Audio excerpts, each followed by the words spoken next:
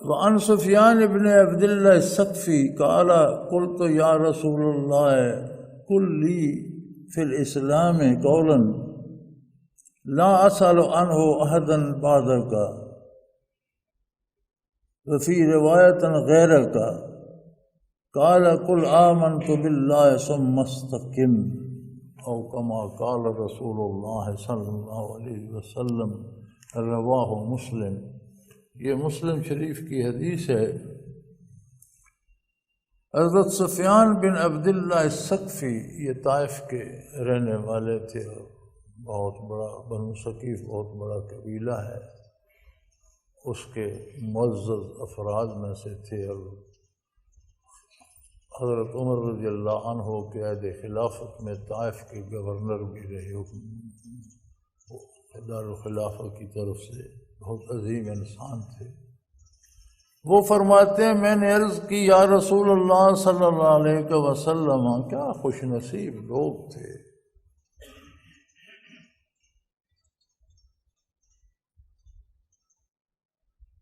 اللہ نے چن چن کے بنائے تھے اسی غرض کے لیے، اور جو بوجھ ابتداء اسلام میں انہوں نے اٹھایا وہ انہی کا حوصلہ تھا، جو قربانیاں انہوں نے دیں وہ انہی کا حوصلہ تھا، اور جو نعمتیں انہیں میسر تھی یہ بھی انہی کا نصیب تھا۔ کیا خوش نصیبی ہے کہ بندہ جائے اور رسول اللہ صلی اللہ علیہ وسلم جلوہ فروز ہو اور جا کر اپنی گزارش پیش کر لے۔ ایک بزرگ سے کسی نے کہا کہ حضرت جنت کی کوئی ایسی نعمت بتائیے کہ دل کر جائے کہ جنت میں جانا چاہیے، بندہ کوشش کرے جنت کے لیے، بندہ نیک ہو جائے، عبادت کرے اور کوشش کرے، کوئی ایسی نعمت بتا دیجئے کہ دل میں تڑپ پیدا ہو جائے کہ وہاں جانا چاہیے۔ تو انہوں نے بڑے آرام سے فرمایا وہاں نبی کریم صلی اللہ علیہ وسلم ہوں گے۔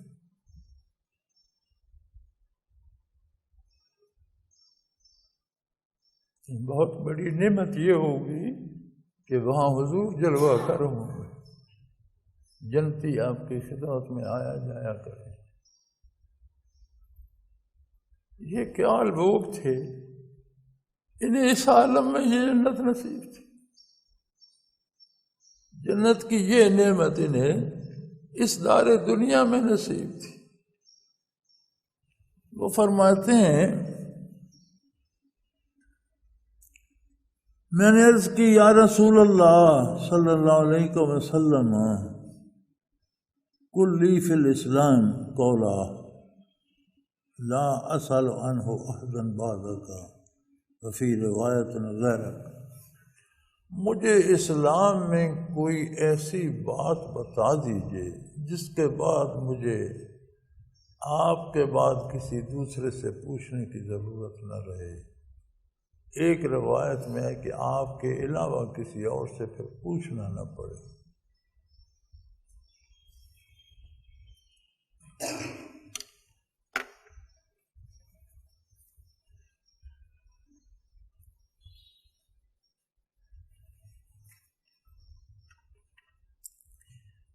یہ برکت بھی صحابہ کرام رضوان اللہ علیہم اجمعین کے حصے میں آئی کہ انہوں نے اتنے سوال کیے بارگاہ رسالت میں کہ پھر ان کے بعد سے قیامت تک کوئی ایسا سوال نہیں آیا جس کا جواب انہوں نے لے کے نہ رکھا۔ اب 15ویں صدی جا رہی ہے، 1500 سال میں تو ابھی تک تو کوئی ایسا سوال نہیں آیا جس کا جواب مل نہ جائے۔ کیا عجیب لوگ تھے اور کیا رحمت الہی تھی ان پر۔ تو کہتے ہیں میں نے عرض کی یا رسول اللہ مجھے اسلام میں ایک ایسی بات بتا دیجئے جس کے بعد مجھے آپ کے بعد کسی سے پوچھنے کی ضرورت نہ پڑے، بس وہ میرے لیے عمر بھر کافی ہے۔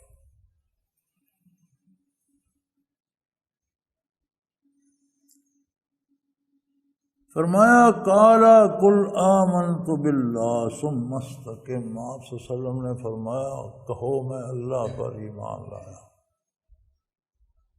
اور پھر اس پر جم جاؤ۔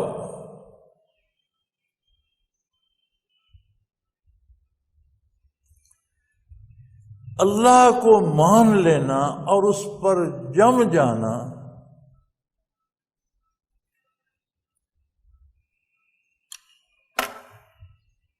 کسی بزرگ سے کسی نے عرض کی کہ حضرت دعا فرمائیے، ایسا دور آ گیا ہے کہ ہر بندہ پریشان ہے، دنیا سے سکون اٹھ گیا ہے، ہر گھر میں پریشانی ہے، بیویاں پریشان ہیں، میاں پریشان ہیں، اولاد پریشان ہے، کوئی خوش نہیں ہے، جس سے پوچھو وہ چھاجوں روتا ہے، ہر بندہ دکھی ہے، لوگوں کی زندگی سے سکون اٹھ گیا ہے۔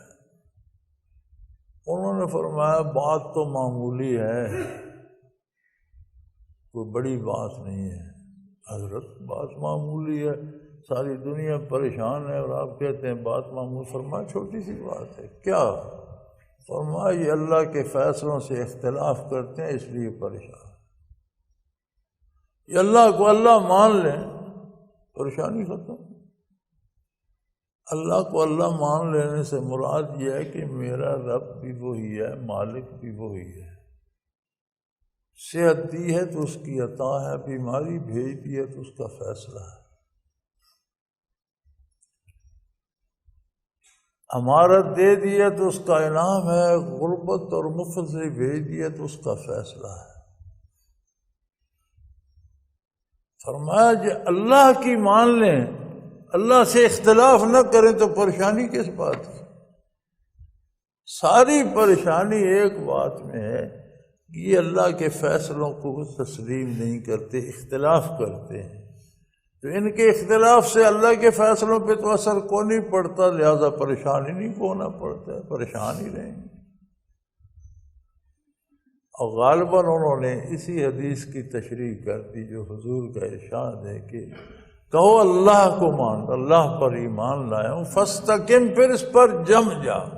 اللہ کو ماننے کا مطلب یہ کہ کائنات اس کی ہے، کائنات کا مالک وہ ہے، مال، جان، اولاد، جائیداد، موٹر، گاڑی، امیری، غریبی، صحت، بیماری، نیک نامی یا بدنامی، جو بھی ہے سب اس کی طرف سے ہے۔ میرے لیے اگر میری بدنامی ہو رہی تو بدنامی ہی اس وقت ضروری ہوگی، اگر میں بیمار ہوں تو اس وقت میرا بیمار ہونا ہی میرے لیے بہتر ہوگا، اگر صحت مند ہوں تو اسی کا انعام ہے اس وقت صحت مند ہونا بہتر، اگر مقروض ہو گیا ہوں تو اس وقت میرا مقروض ہونا ہی بہتر ہوگا، اور اگر ادا ہو گیا دولت آ گئی تو اس وقت دولت، یہ سب اللہ کی طرف سے سمجھ لے اور درمیان میں اپنی رائے چھوڑ دے تو پھر کس بات کی پریشانی؟ تو فرمایا کرنے کا کام یہ ہے کہ اللہ کو اللہ مان لو۔ اس کا اللہ ماننے کا مطلب یہ ہے کہ ہر کام میں اس کی اطاعت کرو، ہر بات میں اس کی عظمت کا اقرار کرو، کہیں اس کے فیصلوں سے اختلاف کی جرات نہ کرو، ایسا سوچو بھی نہیں۔ تو جو یہ کر لے اس کے لیے کوئی پریشانی باقی رہتی ہے؟ کچھ بھی پریشانی کی بات ہی کوئی نہیں، سب درست ہے، یہی ٹھیک ہوگا۔ حضرت مرزا مظہر جان جانان رحمۃ اللہ تعالی علیہ شہید، بہت نازک مزاج تھے، بہت نازک مزاج تھے۔ بہادر شاہ ظفر آپ کی زیارت کو گیا تو خانقاہ میں جلوہ افروز تھے، مٹی کا گھڑا پڑا تھا، اوپر پیالہ پڑا تھا، تو بادشاہ کو پیاس محسوس ہوئی تھی، وہاں تو کوئی ایسی بادشاہت والی بات نہیں تھی، بادشاہ نے اٹھ کر گھڑے سے خود پانی پیا، پیالہ بھر کے پانی پیا اور پیالہ گھڑے پہ رکھا، تھوڑا سا ٹیڑھا رکھا، انہیں بڑا ناگوار گزرا، انہوں نے کہا یار بہادر شاہ تم بادشاہی خاک کرو گے، گھڑے پر پیالہ تو سیدھا رکھ نہیں سکتے، تو بادشاہی کیا کرو گے؟ اتنا ان سے برداشت نہ ہوا۔ ایک مرید تھا، وہ سال میں 2 دفعہ حاضر ہوتا، دور رہتا ہوگا تو کہیں دور سے آتا، 6 مہینے بعد ضرور حاضری دیتا، 2-4 دن رہتا چلا جاتا۔ ایک دفعہ اس نے عرض کی حضرت میرے لیے ایک حکم فرمائیے، میں آتا ہوں بارگاہ میں رہتا ہوں، زیارت کرتا ہوں، ارشادات سنتا ہوں، سبق لیتا ہوں، چلا جاتا ہوں، کوئی مجھے آپ نے کبھی فرمائش نہیں کی، کوئی میرے لیے میری خواہش ہے آپ کوئی فرمائش کریں اور میں وہ پوری کروں، کوئی مجھے چیز لانے کا کہیں، کوئی میرے ذمہ کام لگائے۔ آپ فرمایا ٹھیک ہے یار تم آتے، اس نے کہا نہیں جی، جب اس نے مجبور کیا تو فرمایا اگر تم اچھا کرو نہ سال میں ایک دفعہ آیا۔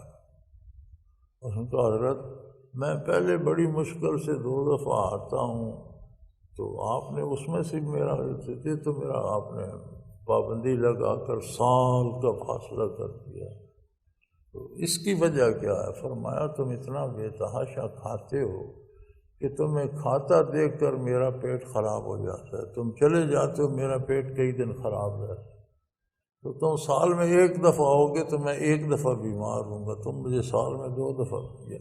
کھاتا دوسرا تھا، بیمار آپ ہو جاتے، اسے دیکھ نزاکت طبع دیکھی۔ ان کی اہلیہ محترمہ بڑی سخت مزاج تھی اور بڑا شور کرتی اور بے دریغ گالیاں بھی دیتی۔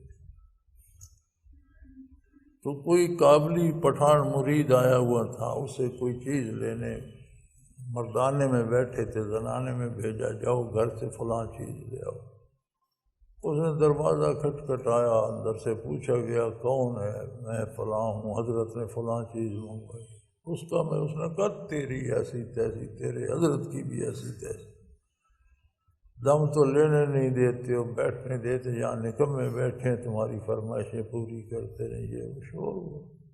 اب وہ قابلی تھا، جب اس نے حضرت کو بھی سلواتیں سنائیں تو وہی بھڑک گیا، زبان کاٹ ڈالوں گا خو۔ حضرت نے سنا، فرمایا بھاگو اسے پکڑ کر لے آؤ، آگے سے زبان نہ چلائے، اسے لے آئے۔ تو بعد میں کسی نے پوچھا کہ حضرت اتنے نازک مزاج ہیں اور اتنا شور شرابہ برداشت کرتے ہیں، فرمایا اللہ کی تقسیم ہے، شاید یہی میری ترقی درجات کا سبب ہو، اگر اللہ نے یہ بھیج دی ہے اور اس کا مزاج ایسا ہے تو یقیناً وہ کریم ہے، مجھے اس کی بھی ضرورت، میرے لیے یہ ضروری ہوگا، تب اس نے بھیجا ہے۔ بات تو یہ ہے نا بھائی، اللہ کو ماننا تو یہ ہے کہ جو اللہ کی طرف سے آئے وہ بذاء و رغبت اس پہ اللہ کا شکر کیا جائے ہوگا۔ ہم کہتے ہیں میٹھا میٹھا کھا لیں، کڑوا آ جائے تو پھر نہیں جی میں بڑا مشکل میں ہوں، میں بڑا نہیں۔ آپ نے فرمایا اللہ کو مان، آمنت باللہ، اللہ کو تسلیم کر، اللہ کو اللہ مان، فاستقم، پھر اس پہ ڈٹ جا، دنیا و آخرت کی فکروں سے آزاد۔ سبحان اللہ و بحمدہ، سبحان اللہ العظیم۔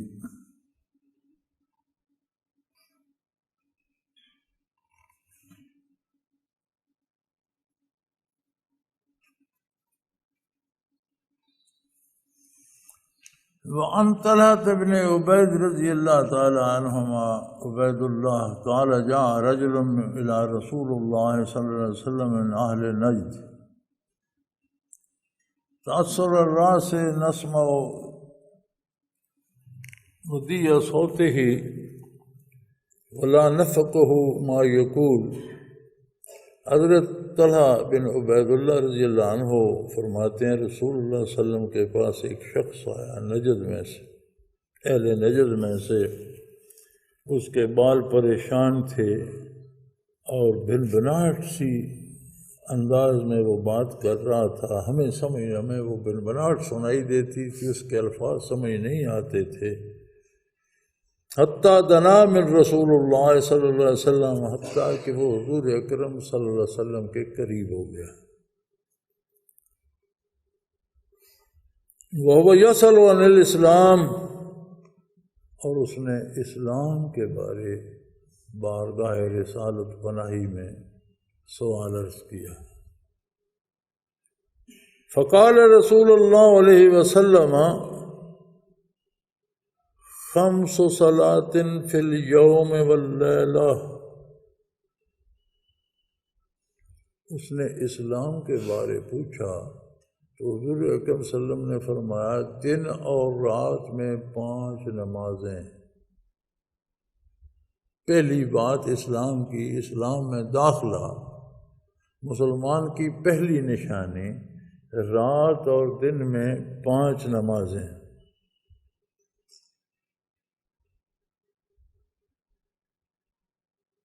فقال حل علی غیرہ، اس نے کہا اس کے سوا بھی مجھ پر ہے، ان 5 کے علاوہ بھی کچھ ہے۔ 5 نمازوں سے مراد 5 فرض نمازیں تھیں، تو اس نے کہا اس کے علاوہ بھی کچھ ہے مجھ پر۔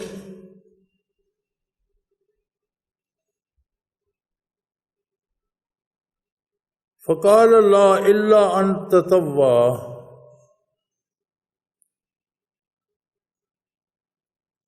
حضور اکرم صلی اللہ علیہ وسلم نے فرمایا کہ اس کے علاوہ فرض تجھ پہ کچھ نہیں، اپنی طرف سے تو زیادتی کرنا چاہے، سنتیں پڑھتا ہے، نوافل ادا کرتا ہے، تو وہ تو اپنے لیے محنت کر رہا ہے، اس سے روکا نہیں جاتا، لیکن کم از کم رات اور دن میں فرض نمازیں یہ بنیاد ہے اسلام کی، گویا انہیں چھوڑ دینا اسلام کو چھوڑ دینے کے مترادف۔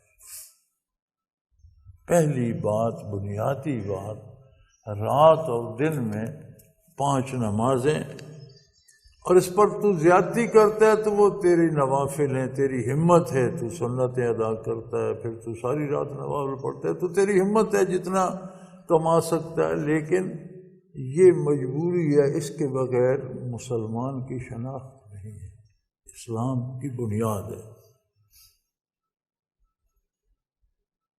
وقال رسول اللہ صلی اللہ علیہ وسلم صیام شہر رمضان، اور نماز کے بعد دوسری شناخت ہے رمضان شریف کے مہینے کے روزے بغیر عذر شرعی کے چھوڑے نہیں جا سکتے۔ کوئی بیمار ہے، مسافر ہے، قضا کر سکتا ہے، بیمار ہے قضا کر سکتا ہے، کوئی ایسا بیمار ہے پیر فرتوت ہے، اس کے واپس صحت مند ہونے کی امید نہیں ہے، تو وہ فدیہ دے سکتا ہے۔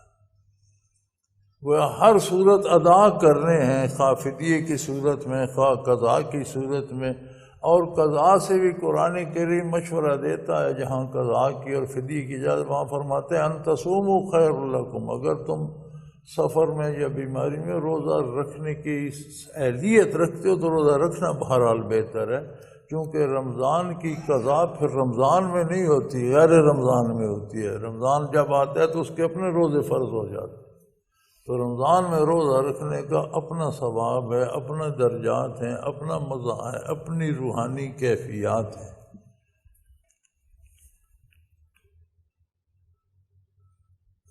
فقال حل علی غیرہ، اس نے کہا اس کے علاوہ بھی مجھ پر کچھ ہے۔ قال لا الا ان تطوع، حضور صلی اللہ علیہ وسلم نے فرمایا نہیں، ہاں اگر تو نفلی روزے رکھنا چاہتا ہے تو وہ تیری مرضی، اس سے منع نہیں ہے۔ اگر کوئی نفلی زیادتی کرنا چاہتا ہے تو وہ تیری مرضی۔